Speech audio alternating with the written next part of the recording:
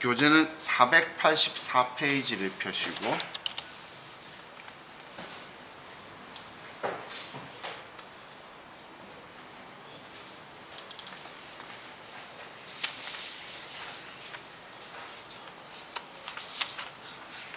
그리고 K랩 프로그램은 회사 3005번이라고 되어 있죠. 3005번으로 들어가시고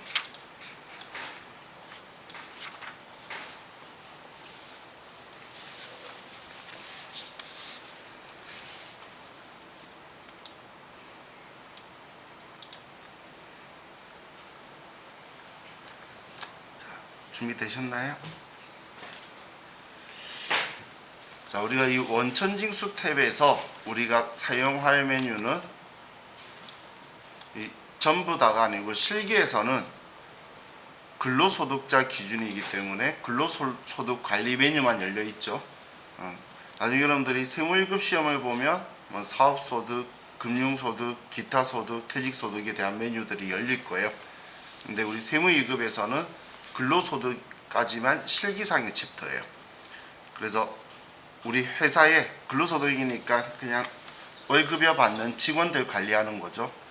그래서 직원들 등록하고 직원들 급여 자료를 입력하고 원천징수 이행사항 신고서를 하고 그리고 연말정산하고 이렇게 4개 탭만 우리가 사용을 할 거예요. 나머지는 우리가 시험 목적으로 필요한 메뉴가 아닌데 어떤 메뉴가 다 열려 있던 간에 첫 번째 작업이 직원을 컴퓨터에 먼저 입력을 해야 그 사람에 대한 급여를 입력하든 어떤 조건을 입력할 수가 있겠죠. 아르바이트 형식으로 일용직 근로자가 와도 그 사람을 등록을 해야 돼요. 그래야 컴퓨터가 알고 원천징수 이행사항 신고서를 만들어 주겠죠. 그래서 먼저 첫 번째가 사원 등록이 시작이다라고 보시면 돼요. 그럼 이 사원 등록을 클릭을 해서 들어가 보시면 자, 첫 번째 기본 사항에 적혀 있는 건 우리 이제 회사 직원에 대한 정보를 쓰는 거고 그리고 부양가족 명세라고 적혀 있죠. 이 부양가족 명세라는 탭이 이제 우리 기본 공제나 추가 공제에 대한 이야기를 앞에 저와 같이 금요일날 그냥 뒷부분 시간에 쭉 이야기를 했었어요. 본인과 수평적 수익적 관계 이야기했던 사람들 있죠. 그 사람들에 대해서 기본 공제가 되는지 안 되는지, 기본 공제가 된다면 추가 공제가 되는지 안 되는지, 이제 이걸 소득 금액을 기준으로 나이를 기준으로 이렇게 따져가지고 우리가 하는 게 시험 테스트예요. 그리고 이 추가 사항이라는 건 어렵게 나올 때 체크하는 건데 사실 어려운 건 아니고 어느 위치에 있는지를 몰라서 잘 입력을 못하는 경우인데 지금 여기에 뭐 중소기업 같은 경우는 소득세 감면이라는 게 있어요. 90%까지 최대 5년간 감면을 해주는 그런 규정들이 있어서 그런 것들에 대해서 설정하는 곳이라고 보시면 돼요. 자, 그럼 먼저 기본 사항에서 보게 되면 입사 연월일이나 아니면 뭐 내국인이다, 외국인이다 이런 것들은 우리가 그냥 보고 그대로 쓰면 되는데 자, 첫 번째 볼게 국외 근로 제공이라고 적혀 있죠. 이 국외 근로 제공이라는 건 급여를 지급할 때의 비과세에 대한 부분이에요. 그럼 제가 급여자료 입력을 이야기하면서 두 분류로 나눴었는데 혹시 기억나시나요? 그때 두 분류를 나눌 때 제가 급여자료 입력에서 비과세를 설정하는 거다라고 한 것, 뭐 식대라든지 육아수당이라든지 혹은 우리 그 자가운전 보조비라든지 연구 보조비라든지 이런 것 다 같이 묶어서 급여자료 입력해서 하는데 국외 근로수당이라든지 아니면 연장 근로수당은 사원 등록에서 한다 이런 식으로 적었었어요. 기억나시나요? 그렇게 구분을 했던 이유가 지금 제가 네모박스 두 개를 지금 체크를 했죠. 여기에서 이 직원을 기준으로 해서 국외 근로 제공을 해서 비과세 적용이면 여기에 여라고 체크를 하는 거예요. 그러면 급여자료 입력에서 우리 국외 근로수당을 비과세로 설정을 했을 때 비과세가 적용이 되는데, 국외 근로수당을 받지만 비과세 대상이 아닌 경우들이 있어요. 우리 기업의 임직원은 비과세 대상이 아니고 또 외교관이나 이런 사람들도 비과세 대상이 아니에요. 그런 사람들은 급여자료 입력에는 비과세라고 잡혀 있지만 여기에서 부라고 되어 있으면 과세로 월급이 들어가게 돼요.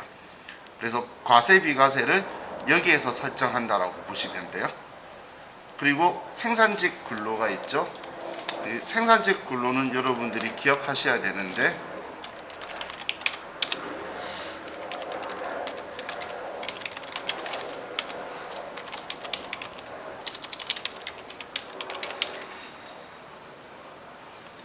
이 연장 근로에서 생산직 근로자만 해당이고, 생산직 근로자가 직전 연도 총급여가 3천만 원 이하이고, 그리고 여기에 당해 연도 월정액 급여가 210만 원 이하인 생산직 근로자가 이 대상이에요.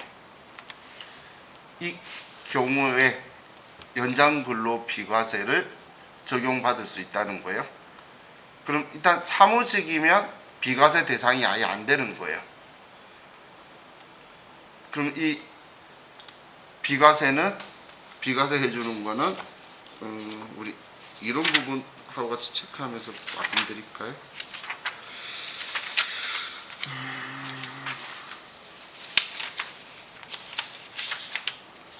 우리 교재에서는 297페이지에 있는 내용 이야기하는 거예요. 297페이지. 자, 그럼 이 생산직 근로는 연 240만 원이 한도로 비과세를 하는데, 여기서 오해하시면 안 되는 게 한 달에 20만 원씩이 아니에요. 1월 달에 50만 원이면 50만 원 다 비과세 되는 거예요. 2월 달에도 50만 원이면 또 50만 원 다 비과세 되고, 3월 달도 50만 원 생겼으면 50만 원 비과세, 4월 달도 50만 원이면 50만 원 비과세. 근데 5월 달에 또 50만 원이면 이제 240에 끊기겠죠? 그럼 40만 원만 비과세, 10만 원은 과세가 될 거란 이야기예요. 그래서 한 달에 20이 아니고 1년간 전체가 240만 원인 거예요. 그럼 이건 비정기적인 거죠. 연장 근로가 항상 있는 건 아니기 때문에 업무 양이 많을 땐 몰려 있는 때가 있고 아닐 때는 아닐 때가 있겠죠. 그러면 이 생산직 근로자면 일단 여기에 생산직 여부에 여라고 체크를 하고, 이거는 생산직이다 아니다만 체크하는 거예요.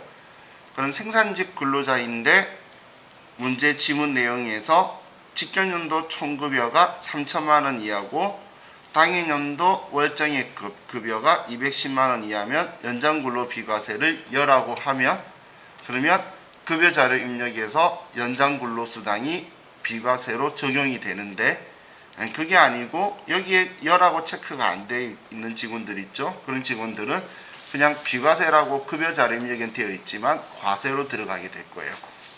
그래서 여기에서 이 국외근로 제공하고 생산직 근로 연장근로 비과세는 여기에서 체크한다라고 보시면 돼요.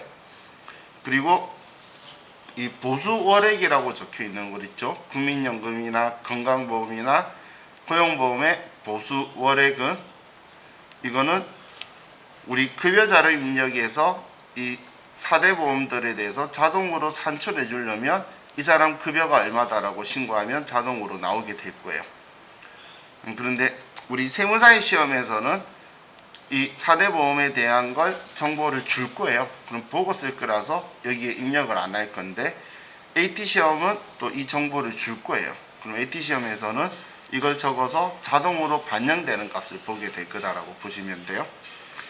자, 그리고 퇴사 연월일이 있죠. 직원이 그만두게 되면 우리가 해야 될 일이 두 가지가 있어요. 첫 번째가 근로소득에 대해서 중도 정산을 할 거예요. 이 사람이 오늘 그만두는 날까지 월급에 대해서 소득세를 산정해서 정리해 주는 걸 하고, 그리고 퇴직금 지급하면 퇴직소득에 대해서 원천징수 세액을 계산해서 그 금액을 차감하고 줄 거예요. 그럼 그런 작업을 하려고 그러면 메뉴가 활성화가 돼야 되는데, 그 메뉴를 활성화하려고 그러면 퇴사 요널1을 써야지만 그 메뉴가 활성화된다라고 보시면 돼요. 그럼 직원이 그만둬서 우리 세무이익 같은 경우는 중도 퇴사자 정산을 하라고 하면 첫 시작하는 작업이 그만둔 날짜를 쓰는 거예요. 여기에 써야 퇴사자 정산하는 메뉴가 활성화가 되기 때문에 여기 시작이다라고 보시면 돼요. 나중에 실기하면서 같이 볼 거예요. 자, 그럼 이 부양가족 명세라고 있는데, 자, 이거 참 많이 할 거예요. 이제 우리 풀면서 이 부양가족 명세에서 본인에 대해서는 기본 공제는 돼요. 당연히 본인 포함, 제가 부양가족들이라는 이런 표현을 쓰는 게, 본인은 무조건 기본 공제가 되고, 그리고 본인이 여성 근로자로서 종합소득금액 3천만 원 이하이고 배우자가 있거나 배우자가 없는데 기본공제 대상 부양가족이 있으면 부녀자 공제가 돼요. 이건 본인에 대한 이야기겠죠. 그래서 부녀자도 일단 문제를 봤을 때, 자, 부녀자 공제는 본인이 여성 근로자고, 그리고 종합소득금액 3천만 원 이하이면서, 그러면서 조건이 배우자가 있거나 아니면 배우자가 없는데 기본 공제 대상 부양가족이 있는 경우. 그럼 일단 배우자를 봤는데 배우자가 있으면 부녀자 공제에 체크를 해야 되는 거예요. 그럼 컴퓨터가, 우린 전산이니까 자동으로 30만원, 죄송해요, 50만원 비과세로 왜 이래 공제, 추가 공제로 해서 우리 종합소득 공제에 넣어 줄 거예요. 그럼 시험에는 이런 표현이 적혀 있어요. 세부담 최소화 전제 조건이라고. 그럼 세부담 최소화 전제 조건이라는 건 이런 조건에 해당하면 전부 다 체크를 하라는 이야기예요. 그런데 부녀자 공제를 생각만 하면 안 되고, 여성 근로자는 부녀자 공제만 되는 게 아니라 한부모 공제 중에 선택이 가능하죠. 남자인 경우에는 부녀자 공제 대상이 안 되지만 여성 근로자는 부녀자 공제 대상도 되고 한부모 공제 대상도 돼요. 그럼 본인이 전제 조건이고 배우자가 없으면서 기본 공제 대상 직계 비속이 있어야 돼요. 그럼 이 기본 공제 대상 직계 비속이라는 것, 일단 기본적으로 생계를 같이 해야 되고, 소득금액이 종합소득금액과 양도소득금액과 퇴직소득금액을 합쳐서 100만 원 이하야 되고, 일반적으로 배우자를 제외하고 20세 이하이거나 60세가 이상이 되어야지 기본공제 대상의 조건에 들어오게 돼요. 그럼 이 기본공제 대상 중에 직계비속이라는 건, 자, 우리 30살짜리 아들이 있어요. 그럼 소득은 없지만 나이가 20살이 넘어서 기본공제 대상이 안 되겠죠. 그러면 한부모 공제를 못 받는데 배우자가 없다 하더라도, 근데 그 자녀가 장애가 있다라고 하면, 장애가 있으면 나이 제한이 없어진다라고 했죠. 그러면 소득금액이 없으면 기본공제 대상이 된다는 거예요. 그러면 본인도 한부모 공제를 받을 수 있어요. 그래서 기본공제 대상 직계비속인 거지 20세 이하의 직계비속이 아니니까 기본공제 대상이라는 이 표현을 가지고 생각을 해야 되는 거예요. 그럼 그 외 우리 이제 부양가족에 대해서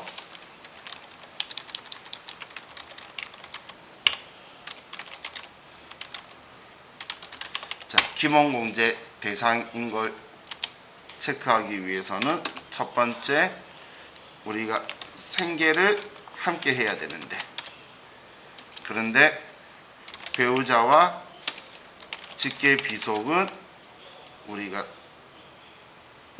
생계 유무를 같이 하는 것을 무시할 수가 있어요.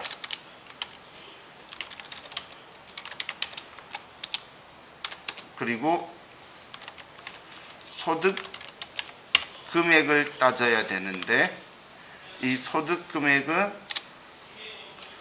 종합소득 금액 더하기 퇴직소득 금액 더하기 양도소득 금액을 한 게 100만원 이하야지만 기본공제 대상에 올 수 있는데, 자, 이걸 적용하기 위해서 여러분들이 기억하셔야 되는 게, 먼저 금융소득은 이자하고 배당소득을 합쳐서 연 2천만원 이하는 분리과세라는 거예요. 분리과세가 된다는 건 소득금액에 들어오지 않는다는 거죠. 자, 그리고 근로소득만 있는 경우는 총급여 500만원까지는 기본공제 대상이 된다라는 거고, 근로소득만 있는 경우에. 그리고 사적연금 소득 연 1200만원 이하는 선택적 분리과세가 돼요. 공적연금 말고 사적연금을 이야기하는 거예요. 그리고 기타 소득금액 연 300만원 이하도 선택적 분리과세가 되는 거고, 복권 당첨 소득은 무조건 분리과세, 일용직 근로소득도 무조건 분리과세가 된다는 거예요. 그럼 우리가 이걸 여러분들이 기억을 하셔서 이 소득금액에, 지금 제가 적은 거는 분리과세가 된다는 거는 소득금액에 들어오지 않기 때문에 우리 자녀든 가족이 복권 당첨만 되었거나 일용직 근로소득만 있는 경우에는 소득금액이 없는 사람인 거예요. 그러면 나이만 체크하면 되겠죠. 그럼 우리 컴퓨터는 주민등록번호를 치면 나이는 인식을 해요. 그럼 나이를 인식하기 때문에 우리는 소득금액만 체크를 정확하게 잘 하면 되겠죠. 그럼 오늘 계속 하면서 얘를 보면, 저같이 이야기하면서 계속 보다 보면 여러분들 이게 자연스럽게 조금 인지가 됐고요. 근데 사실 사적연금소득은 잘 안 나오는데, 기타 소득금액 300만원 이하는 여러분들이 이제 잊을만 하면 한 번씩 찔러요. 내가 이제 까먹은 하면 한 번씩 나오고. 근데 근로소득이나 일용직 근로소득이나 복권 당첨 소득에 대해서는 자주 언급이 될 거니까 얘는 여러분들이 기억을 하고 있으시면 좋을 것 같아요. 자, 그럼 나이 제한은 그냥 다른 거 생각할 필요 없죠. 배우자를 제외하고 나머지는 일반적으로 20세 이하 60세 이상이라고 먼저 생각하시면 돼요. 배우자를 제외하고, 배우자는 나이 제한이 없는 거예요. 배우자는 나이 제한이 없고, 직계존속 60세 이상, 직계비속 20세 이하, 형제자매 20세 이하이거나 60세 이상. 그럼 나의 형제자매만이 아니고 배우자의 형제자매도 똑같이 적용 대상인 거예요. 배우자의 형제자매도 똑같이 적용 대상이고, 당연히 배우자의 직계 존속도 60세 이상인 거고 배우자의 직계 비속도 20세 이하인 거예요. 조건은 똑같이 된다라고 보시면 돼요. 그럼 이 조건들을 가지고 보면서 이제 여러분들이 생각하실 게, 지금 여기는 기본 공제죠. 그러면 추가 공제인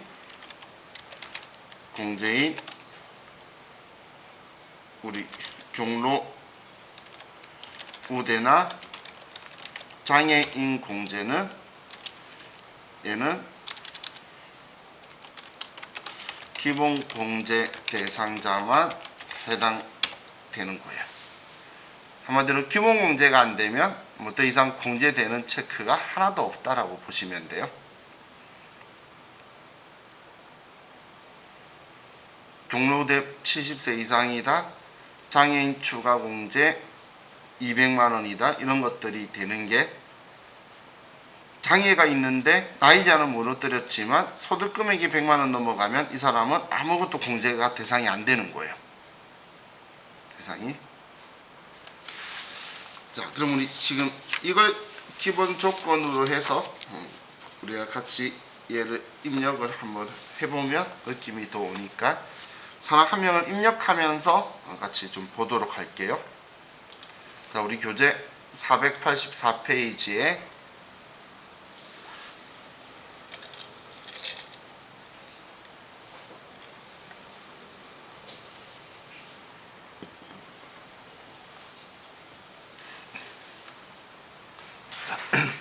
먼저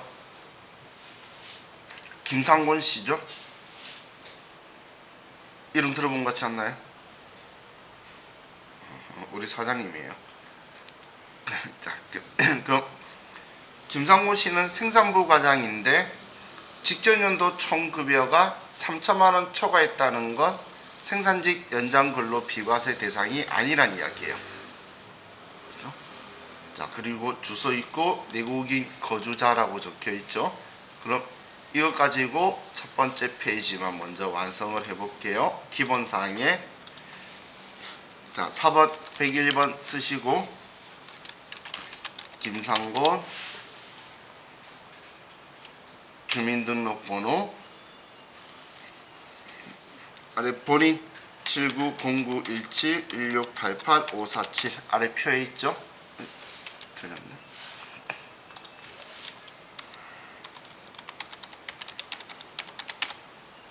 자, 입사 연월일은 2017년 3월 15일. 자, 입사일자 꼭 쓰세요. 나중에 월급 주려고 했는데 사람이 안 나오면 입사일자를 안 써서 그래요. 입사한 그날부터 급여 자료 입력에 사람이 떠요. 자, 그럼 첫 번째 내국인이고, 그러니까 한국 등록고, 주민등록번호, 거주자, 국외근로 아니죠.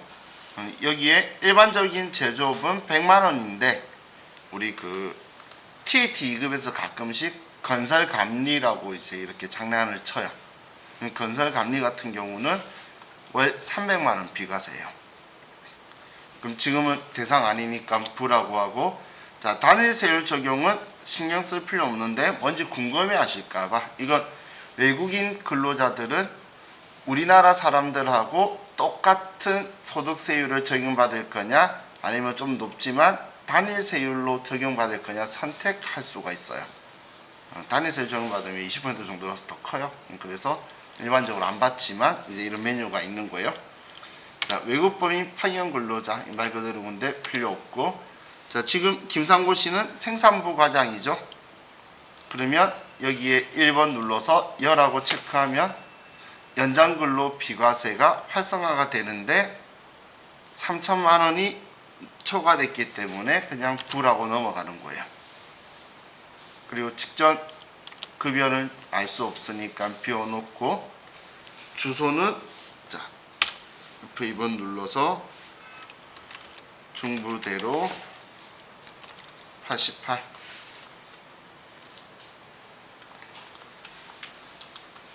자, 소득세는 우리 소득세는 그 납세지가 소득자의 주소지를 따라가기 때문에 어떤 월급을 어떤 형식의 수당이든 급여든 일당이든 뭔가를 지급을 하면 무조건 원래 원칙적으로 주소를 써야 돼요. 자, 그리고 여기에 이제 보수월액이나 이런 거에 대한 정보는 없죠. 그러면 이 사람에 대한 것, 자, 첫 번째 기본사항 입력하는 거는 끝난 거예요.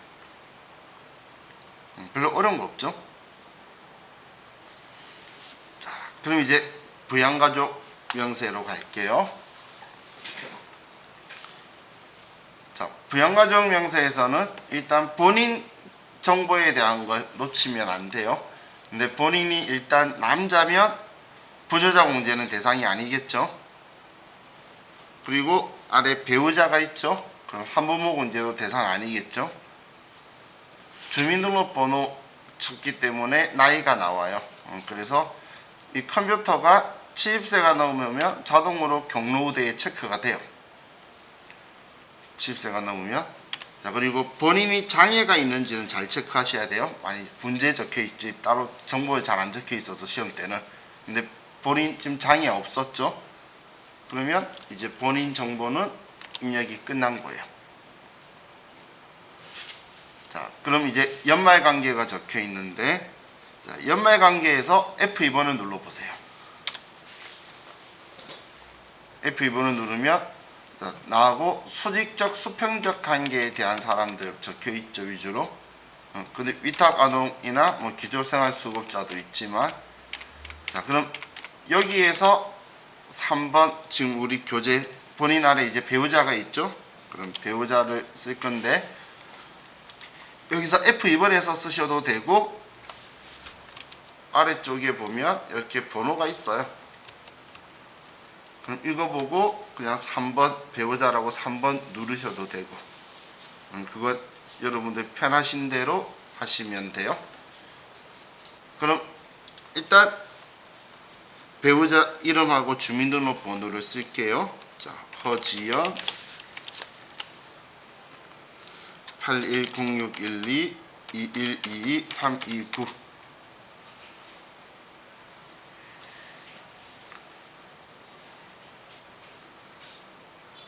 자, 쓰셨죠? 그럼 여기 기본공제에 보면 0번 부가 있고 나머지 본인, 배우자, 20세 이하, 60세 이상, 장애인 뭐 이런 것들이 있는데, 자, 장애가 있는 예를 들어 배우자예요. 소득 금액이 없다면 배우자 해도 되고 장애인 해도 돼요. 이 기본공제는 부면 그냥 150만 원이 안 되는 거고, 부가 아닌 이 글자들은 전부 다 150만 원 공제 대상 수에 들어가는 거예요. 그래서 배우자가 장애인 있는데 배우자라고 선택할지 장애인이라고 선택할지는 고민할 필요가 없다는 거예요. 여기에서는 고민할 필요가 없어요. 장애인 추가 공제는 여기서 체크하는 거니까. 그럼 여기에서는 신경 안 쓰셔도 되죠. 그냥 배우자 하셔도 되고 장애인 하셔도 돼요. 그럼 이 배우자는 나이 제한이 없는데 소득이 없으면 기본공제 대상이 되겠죠.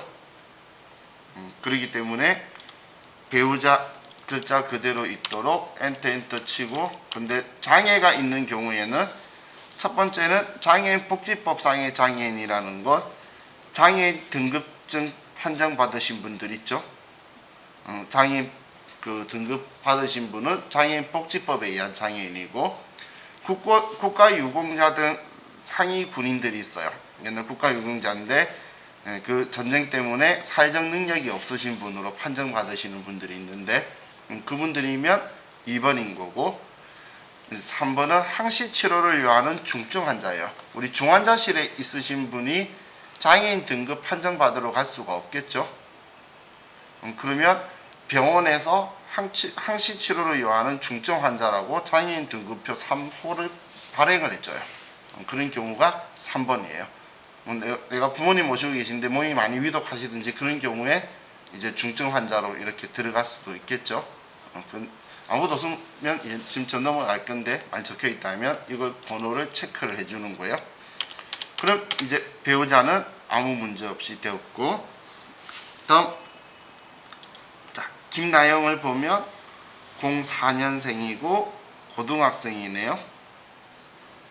그러면 20세 이하니까 문제 없겠죠. 물론 나이는 컴퓨터가 계산해 줄 거예요. 컴퓨터가 자녀라고 했는데 20세 넘어가면 알아서 부라고 나와요. 먼저 일단 기본적으로 우리가 장애가 있어야지만 풀 수 있는 그런 상황이 돼요. 자, 그럼 자녀 김나영을 써보면, 자, 숫자 4번 직계 비속 있죠. 4번 다음 김나영 04101941234228. 그럼 컴퓨터가 17살이라고 체크를 해서 일단 20세 이하다라고 체크가 들어가 있죠. 그럼 소득 없으니까 문제가 없겠죠. 그리고 7세 이상 20세 이하는 자녀세액 공제가 되니까 자동으로 자녀세액 공제에 체크가 되어 있는 거예요. 그럼 문제 없으니까 엔터. 자, 위탁관계는 안 쓰셔도 돼요. 위탁관계는 신경 안 쓰셔도 돼요. 자, 다음 김규민은 14년생이고 초등학생이요. 7살이기 때문에 특별한 거 없으니까 4번 김나영 김규민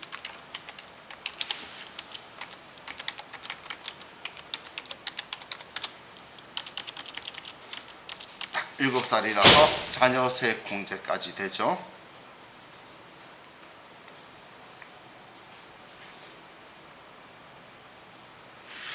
자, 다음 잠시만요. 자, 다음 아버지는 일단 연세가 많으시죠. 그리고 장애인 복지법상의 장애인이고 소득은 없어요. 그러면 아버지가 72세이신 것 같고 장애도 있으시고 전부 다 추가가 되겠네요. 자, 그럼 1번 소득자의 직계존소 김준우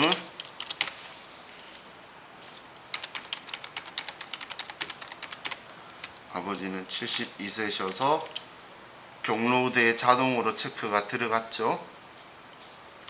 그리고 장애인 복지법상의 장애인이니까 1번 여기까지 체크를 해서 이렇게 쓰면 부양가족 명세까지 입력이 다 된 거예요. 그럼 만약에 본인이 세대주가 아니고 세대원이라는 표현이 언급이 억지로 되어 있는 경우가 있어요. 문제에서. 그러면 여기에서 세대주 구분해서 세대원으로 체크를 바꾸는 거예요. 본인이 세대원이라는 말에 언급을 굳이 했을 때 있죠. 그때 세대원으로 체크하는 건 여기에 한다라고 보시면 돼요. 자, 그럼 지금 제가 여기까지 입력을 했는데 여기까지 입력한 것 가지고 지금 아래 보면 기본 문제 대상이 본인, 배우자, 20세 이하 1명, 20세 이상 1명. 그럼 1, 2, 3, 4, 5명. 5명 곱하기 150만 원이 뒤에 계산이 될 거예요. 소득 기본 문제로. 그리고 추가 공제에서 100만 원, 200만 원이 더 붙을 거고. 나중에 세액 공제에 2명이라서 30만 원이 세금에서 빠지도록 컴퓨터가 계산을 할 거라는 거예요. 결정세 계산할 때. 그럼 지금 아직 우리가 월급을 안 줬기 때문에 결정세액을 산출할 수 있는 자료를 확인할 수 없는데 이제 나중에 월급 넣고 나서 저하고 같이 가면 이 입력한 거에 대해서 정보가 어떻게 반영되는지 볼 수가 있어요. 그럼 여기에서 이제 추가사항을 하나 더 알려드리면 뒤쪽에 추가사항이라는 메뉴 있죠.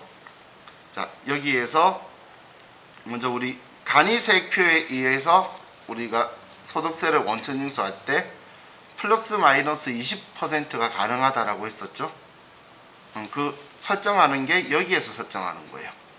그러면 급여 명세서 할 때 여기에 80% 하면 우리 간이세액표에 80%만 원천징수하도록 나올 거고 120% 하면 120%가 되게 될 거예요.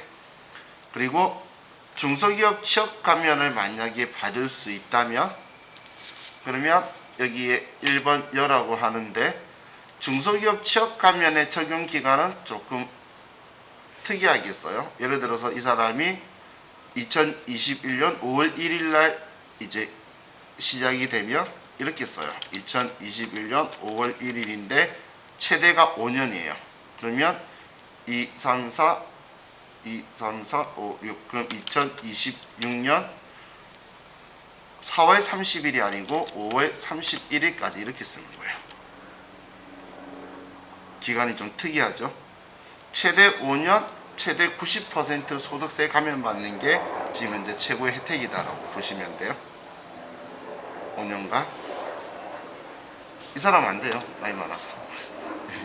좀 슬픈 이야기지만 이것도 많대. 참 그렇죠.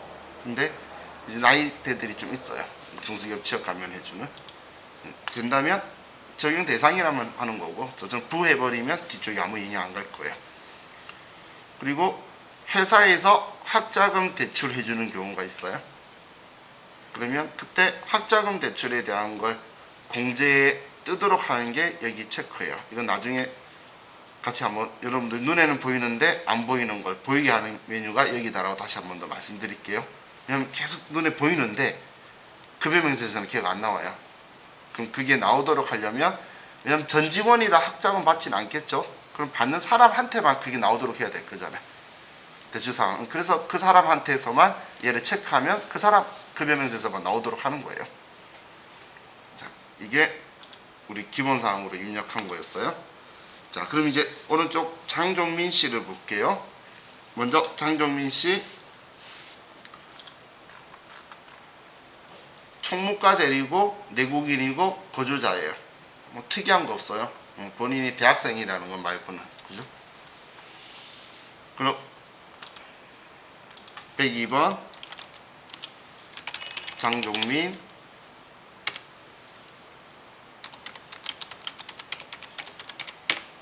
자, 입사는 2019년 5월 6일 날이고, 정말 특이한 거 없으니까 주소로 바로 가서 문화로 2구.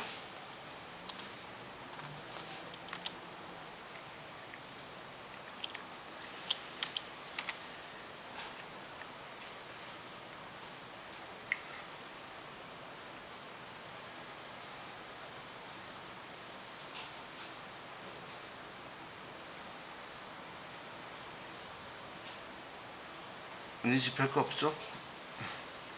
갑자기 봐도 그냥 쓴 거예요. 책 보고. 지금 485페이지.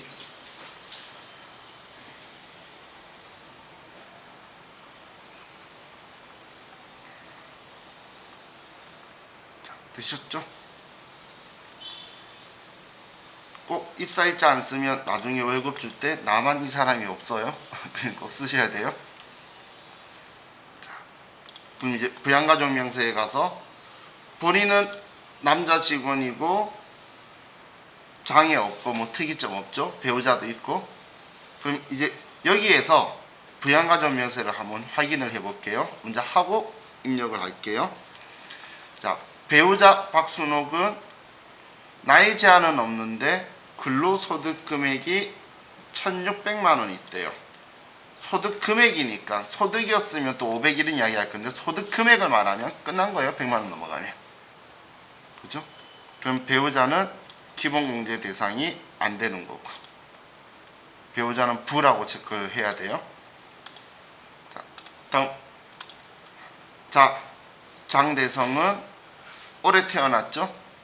그럼 뭐 특이한 거 없겠고, 그럼 올해 아들이 하나밖에 없네요. 첫째라고 체크하면 30만 원 세액공제 되니까 첫째라고 나올 거고, 쟤는 형제자매죠. 형제자매는 실제 부양하고 대학생이니까 문제는 없는데 일단 나이 때문에 걸려서 기본문제 대상은 안 될 거예요. 나이가 20살이 넘었죠. 장애는 없지만 나이 때문에 자동적으로 컴퓨터는 일단 부라고 체크를 할 거예요. 장애가 있으면 우리가 장애로 풀 건데 장애가 없기 때문에 기본문제 대상 안 될 거고, 자, 장인 배우자의 직계 존속이죠. 그럼 배우자의 직계 존속 21년도 7월 31일 올해 돌아가셨네요. 사망한 해까지는 인정이 된다라고 했죠. 전일 기준인데 그래 째짝이 안 나온다 그랬잖아요. 그럼 이제 그 해까지는 된다라고 기억하시면 되니까, 그럼 나이가 60세가 넘으셨죠. 그럼 소득은 안 적혀 있으면 없는 거니까 문제 없고, 장모 류경미, 장모도 나이는 문제 없고 1년 근로소득이 300만 원 있다. 1년 근로소득은 무조건 분리과세라고 그랬죠. 그러면 소득 금액은 없는 거죠. 그래서 소득이 문제 없으니까 배우자는 소득 금액 때문에 기본공제가 안 되고, 동생은 나이 때문에 안 된다고 걸릴 거예요. 자, 그럼 이제 입력을 해보면, 먼저 배우자 여기 3번 박순옥 90021121242232. 그럼 당연히 나이만 알고 있지 컴퓨터는 소득에 대한 정보는 모르겠죠. 배우자 나이 제한이 없기 때문에 배우자 뜨는데, 소득 금액이 1600만 원 있기 때문에 0번 눌러서 부라고 하면 끝인 거예요. 기본공제 대상이 안 되면 추가공제가 없다라고 했죠. 그래서 여기에서 부라고 체크를 하면 D는 신경 쓰지 말고 다 그냥 없다고 보시면 돼요. 뒤쪽은. 다음 4번 자 장대성.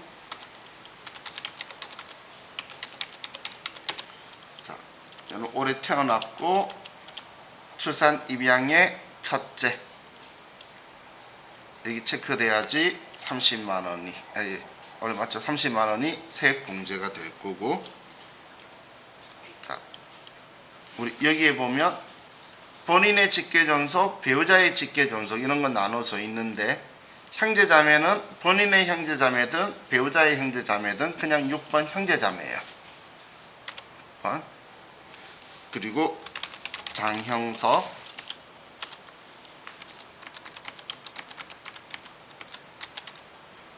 나이가 23살이라서 컴퓨터가 일단 부라고 바로 해버렸죠.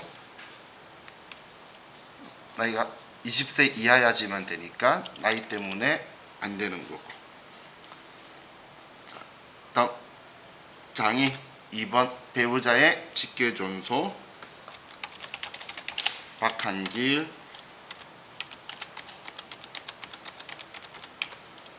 자, 장인 특이점 없으시고, 다음 장모 류경미 1년 근로소득은 무조건 분리과세다.